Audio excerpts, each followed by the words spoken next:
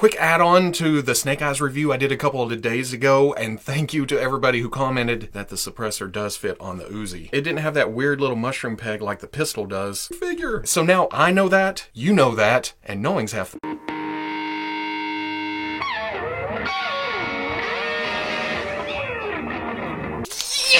Okay, people, welcome back to another Fwoosh Weekly. As always, I'm Robo, and the deal with 3 different companies, 3 different Batmans, all solicited in the same week. That's insane. I wonder if they plan that. Maybe they're in cahoots, as they say in the South. But we'll get to that. Some Batmans, some Spider-Man, some, what else we got? Some Star Wars, a little bit of Marvel. But first, Super 7 seems to be getting their whole production thing in swing with updates on several of the properties that they've had up for pre-order. All the updates were given in version. The majority of the videos are like a minute or two, so they're really the short version. But for the short version, for the Conan comic Ultimates, Brian shows off the packaging and the printed slipcover and then the figure itself loose. Expected to ship in May, although I thought they had already received a shipment of these and there was something wrong with them, so they had to send them back. And then they were promising extra weapons. He doesn't say anything about that, so... Packaging is shown with some kind of funky prism slipcover down over it, and then of course the figure itself too. That is expected to ship in June. And then for the Toxic Crusaders...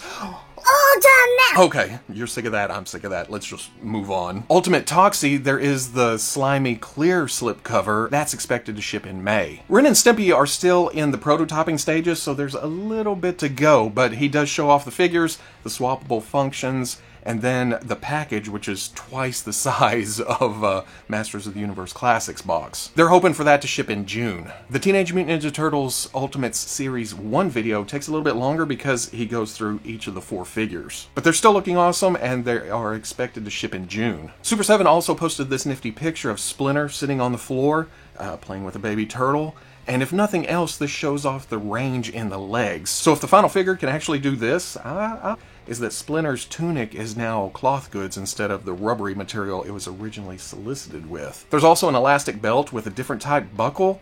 I'm not sure why the change was done here, and I'm especially not sure why the change was made without an announcement of some kind. It's kind of, hey, I ordered this, but I'm getting this. And don't get me wrong, I may be okay with the cloth tunic because it'll get out of the way of articulation, but at the same time, it's kind of...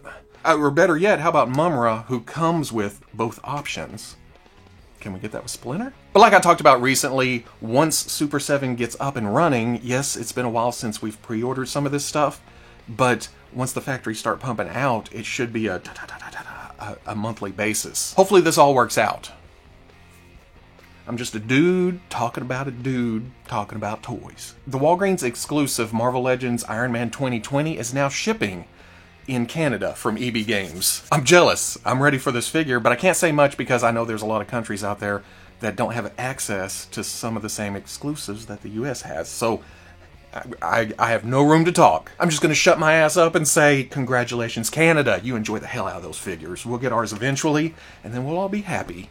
This week, GameStop finally solicited their, Hasbro Star Wars Black Series, Gamer Greats, The Force Unleashed, Stormtrooper Commander. Finally! I mean, it doesn't give a date, and who knows if GameStop will be a thing by the time this comes out, but that didn't stop me from putting in my pre-order because it's Star Wars, it's Stormtrooper, it's got some nice blue designs, it's got some smudges, I'm a sucker, and I'm not apologizing. I mean, I joke about that all the time, and it would suck to lose another outlet for toys, not to mention the loss of jobs because the employees at my local GameStops are awesome.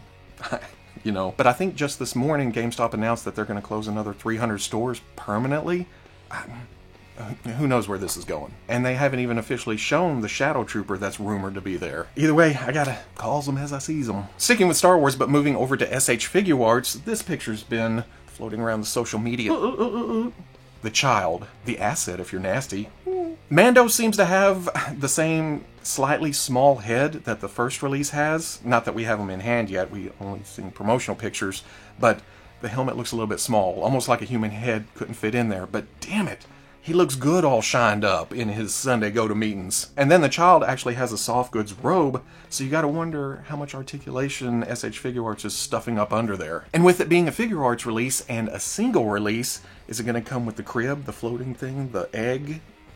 some accessories, something, frog, cup. No information at this time other than the release date shown on the picture, September, October, somewhere in there. My luck, they're going to show the full pictures as soon as I post this. Sadly, I'm going to have to pull out the old Robo Don't Know card because, well, okay, I know Spider-Man. Me and him, we go way back to my childhood. We're like this. But it wasn't until this, and I had never seen the original series. If you had lined them all up, I could have went, oh, that's a 70s Japanese Spider-Man. Other than that, I knew nothing until I was Googling earlier this week. Hell, I'm more familiar with the Electric Company Spider-Man. This figure comes with a couple of heads, alternate hands, alternate feet, which I'm guessing have magnets in them, and then various webs like lines or nets. The thing that sticks out to me, and I didn't know what it was called until I read it, so if it's wrong, blame the solicitation. But the Marveler Summoner, that thing's awesome! Yeah, it's big and bulky and it opens up and it's got some keys and buttons and stuff, but it also just blatantly says Spider-Man around it. I mean, it just, hey, who are you? Spider-Man. And to add to Robo's lack of knowledge when it comes to this version of Spider-Man, I didn't know it summoned a big freaking robot. Leopardon? Is that close? Fucking line. And that actually comes with a 1/1 scaled Marveler Summoner. Holy shit, that thing looks awesome. I have no idea how I go from not knowing a damn thing about something to needing it from the very depths of my soul. The robot itself actually transforms, or well, changes, whatever you want to call it, to the ship mode, and also comes with a smaller scale Spidey and the car that flies, and it's crazy. It's so crazy, it's awesome. But it apparently appealed to a lot of people because I woke up the next day and it was sold out on all the overseas shops. Spidey is about $65 and ships in August. Leopardon is about where it's 1989 Batman, and I still can't believe it. I mean, part of me can because we are just absolutely spoiled with figures of cinematic Batmans. It wouldn't surprise me at some point to get an import Adam West Batman. Machinations did do a Michael Keaton Batman. I can't explain why. There's just something that goes, it's a little bit intimidating to cut articulation into. But they did do a good job of making it as painless as possible, especially in the torso joint. They also waited until they were better at the cloth goods game, and it looks leathery on the cape. The likeness looks a little bit weird, especially when you get up close, and to add to that is the pixelation of the face printing tech, but I'll be damned if they didn't go the route of, hey, he didn't have neck articulation in the movie, we're not giving it to the figure either. And then it finally makes sense to actually get some alternate face plates where the eyes are just looking left, right, because in the movie, that's all he could do. Could you imagine Batman strapped to a chair? Who's behind me? Comes with a grapnel, and then that actually has hinges to where it goes from neutral to a batarang, 2 shuriken, and cape holding parts. It took me a few passes to realize that in this picture there are actual plastic rods in his gripping hands, and then that slides into a little pocket in the cape to get that gliding look. There's also a picture with the bike pedal palm punch 'em harder thingy, whatever the hell that thing's called. It's not pointed out in the list, but I'm assuming that's just part of the hand count. It's a SoulWeb exclusive, but Bluefin has already announced that they will be bringing this to domestic retailers. $67 comes out overseas in September through Bluefin in October. Now, can I get me a Jack Nicholson Joker, please? I need it in 1/12 scale. Somewhere, somehow. Is that still a likeness rights holdup? And is that why Michael Keaton under the mask always looks a little bit off and we never get an unmasked Michael Keaton? I don't know. I'm not a lawyer. Another Batman that has already been revealed but officially went up for sale this week was the McFarlane Toys DC Multiverse Arkham Asylum Batman. And then of course there's Joker. While they aren't picture perfect to the game models, they are damn close. I mean, even going as far as giving Batman that narrow head that I don't actually care for in the game.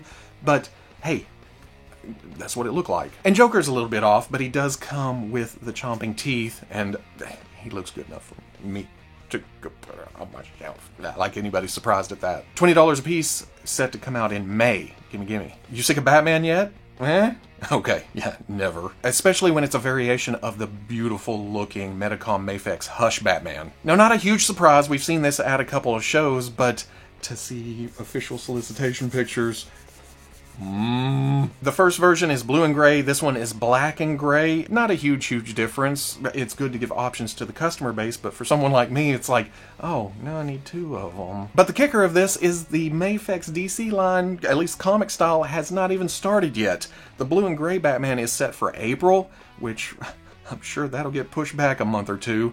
But then there's, what, this is the 7th in this line, and here we are just pre-ordering away. Okay, it looks great. Without even having one in our hand yet.